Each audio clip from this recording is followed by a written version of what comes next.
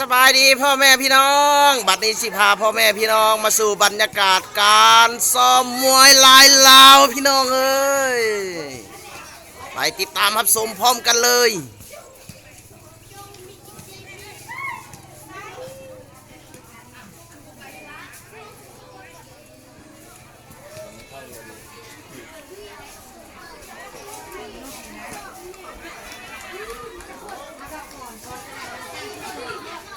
นี่ถือว่าเป็นการเริ่มซ้อมพี่น้องหากระเพียงได้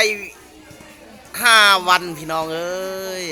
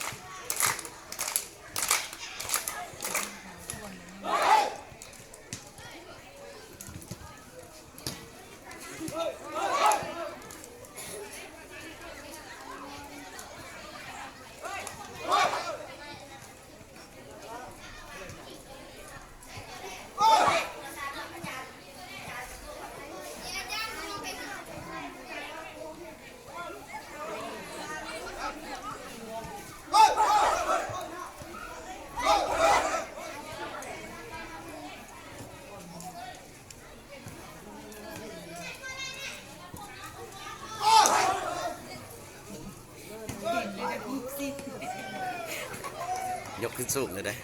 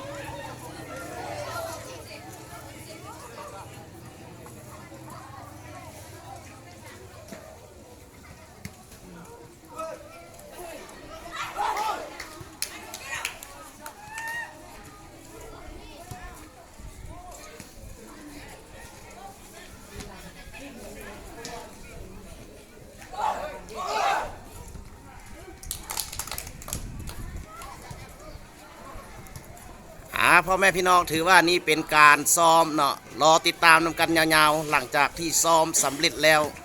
มันจะงามเพียงใดฮะถ้าเบิ่งถ้าสมพร้อมกันเด้อลาไปก่อนบ๊ายบาย